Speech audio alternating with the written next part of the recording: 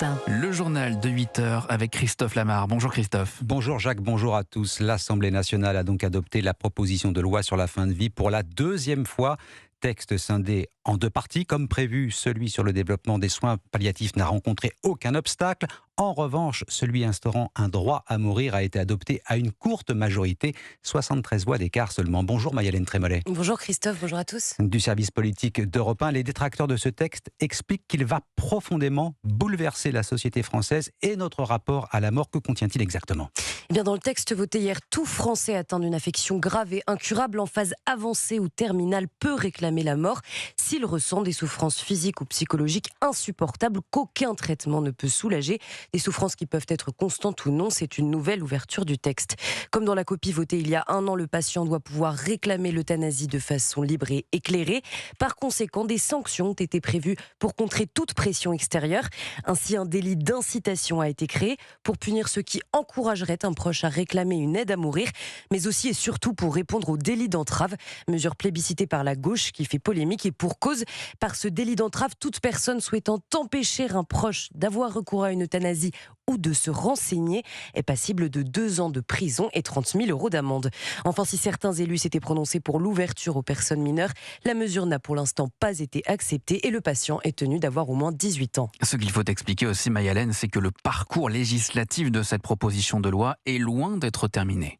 Oui, donc tout ce que je viens de vous dire pourrait être à nouveau considérablement modifié dans les semaines qui viennent, puisque les sénateurs se pencheront début avril sur le sujet. Et là, le ton risque d'être un peu différent.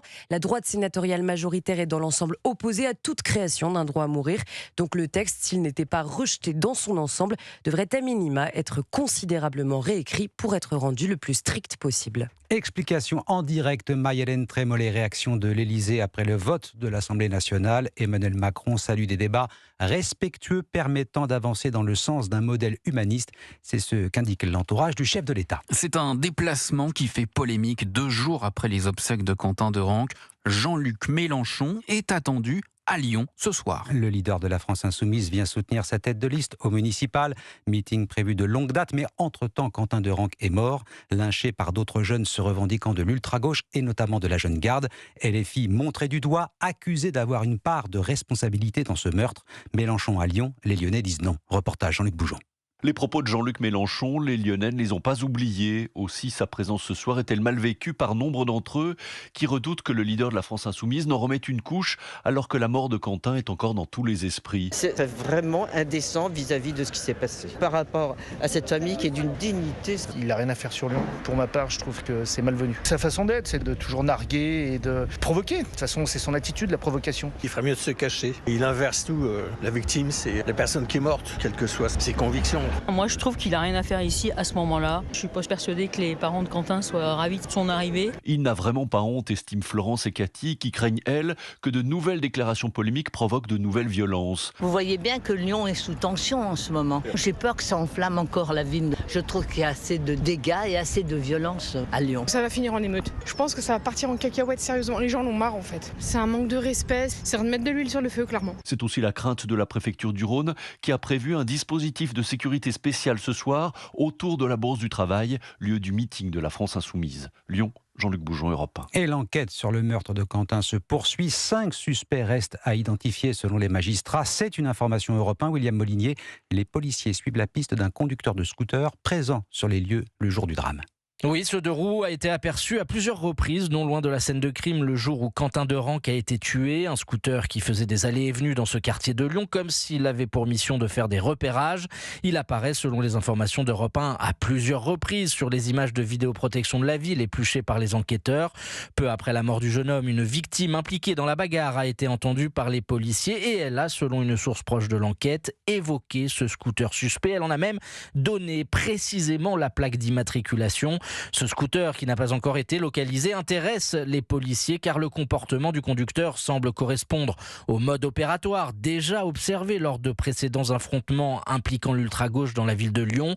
Des 2 roues qui patrouillent à la recherche d'opposants isolés pour les coincer dans des guet-apens Qui était au volant de ce mystérieux scooter? Pas de réponse à cette heure, mais s'il s'avérait qu'il était directement impliqué dans la mort de Quentin de Ranc, l'enquête, ouverte aujourd'hui pour meurtre, pourrait alors être élargie au chef d'assassinat, puisque la notion de préméditation devrait alors être prise en compte. William Molinier. Le député insoumis Raphaël Arnaud est éclaboussé par cette affaire à plus d'un titre en tant que cofondateur de la Jeune Garde et proche de plusieurs suspects mis en examen. 81% des Français estiment qu'il doit quitter son siège à l'Assemblée nationale. Sondage CSA pour Europe 1, CNews et le JDD. Raphaël Arnaud signalé à la Haute Autorité pour la transparence de la vie publique par la Ligue de la Liberté. L'association de juristes et d'avocats relève par ailleurs plusieurs omissions dans sa déclaration de patrimoine, d'intérêt et d'activité. Vous écoutez Europe 1 matin, il est 8h06. Elle parle du combat de sa vie. Rachida Dati quitte le ministère de la Culture pour se consacrer totalement à sa campagne pour les municipales à Paris. Elle était entrée rue de Valois il y a 2 ans. Elle avait survécu à tous les remaniements. Oui, mais voilà. L'appel de l'hôtel de ville a été plus fort que tout. Rachida Dati a rendu les clés de son ministère hier soir. Démission acceptée. Arthur Delaborde. Dernière ligne droite pour Rachida Dati. À moins de 3 semaines du premier tour, la maire du 7e arrondissement va consacrer tout son temps à Paris. À ce stade, la dynamique lui est favorable. En début de semaine, un sondage IFOP l'a donnée gagnante dans presque tous les scénarios. Mais la concurrence s'installe. À droite, Sarah Knafo. Au centre, Pierre-Yves Bournazel. Et justement, le candidat Horizon durcit le ton et affirme se présenter pour gagner, excluant tout ralliement à Rachida Dati au second tour. Réaction immédiate d'Édouard Philippe. Le patron d'Horizon recadre, assurant qu'il fera tout son possible pour rassembler la droite et le centre en vue de l'alternance à Paris. À l'échelle nationale, le départ de Rachida Dati ouvre un nouveau chapitre au gouvernement. Le nom de Catherine Pégard, actuelle conseillère culture d'Emmanuel Macron, circule pour la remplacer rue de Valois. Arthur Delaborde du service politique d'Europe 1. Le passage par la case urgence de l'hôpital coûtera plus cher à partir de dimanche. Ça fait partie des changements du 1er mars. 23 € contre 19,61 €. Forfait hospitalier à la hausse aussi. Question du jour Europe 1 à ce sujet. Êtes-vous prêt à payer votre passage à l'hôpital plus cher? Vous votez maintenant sur l'application et le site europe1.fr. Et puis un rendez-vous important aujourd'hui. Les Césars livrent leur verdict ce soir sur les planches de l'Olympia. Europe 1, partenaire de la diffusion de la 51e cérémonie sur Canal+. À quoi va-t-elle ressembler? On a quelques éléments de réponse, Caroline Baudry. C'est sous les lettres rouges de la mythique salle de spectacle que le tapis de la même couleur est déjà déroulé. Les personnalités le fouleront dès 19h30. Isabelle Huppert, Leila Bekti, entre autres, en lice pour le César de la meilleure actrice. Laurent Lafitte, Bastien Bouillon pour celui du meilleur acteur. Benjamin Laverne de la Comédie Française animera la cérémonie présidée par Camille Cotin. J'ai envie de célébrer un peuple qui est extrêmement cinéphile, un des cinémas, si ce n'est le plus vivant d'Europe.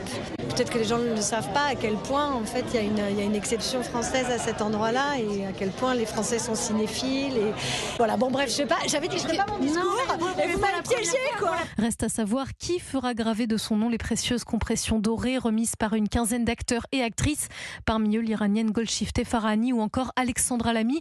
Comme chaque année, messages engagés et humour devraient se glisser entre les distinctions plus formelles.